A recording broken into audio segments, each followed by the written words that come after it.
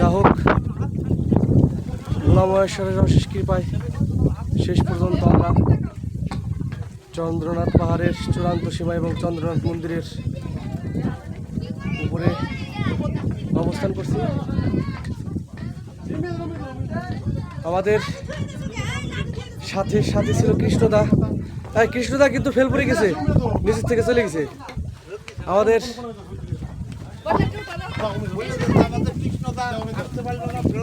আমাদের কৃষ্ণদা ফেল, আমাদের গোবর্ধন দা বয়বৃদ্ধ মানুষ হলেও সে কিন্তু দেখেন সবার আগে পৌঁছে গেছে। এটাই ভোলা মহেশ্বরের কৃপা। কৃপা না থাকলে এভাবে হয় না। যেন ম্যাজিকের মধ্যে এসে দেখলাম যে আধা ঘন্টাকে বসে আছে, যেটা আমি পারি নাই। এটা মহেশ্বরের কৃপা ছাড়া কিছুই নয়।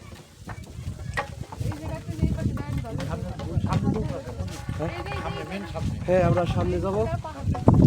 আমরা আপনার আস্তে আস্তে মন্দির চত্বরেও যাব। তার আগে আপনাদের টোটাল ভিউটা একবার দেখাবো। সাথে থাকার জন্য ধন্যবাদ। যেতে যেতে দেখাবো সব।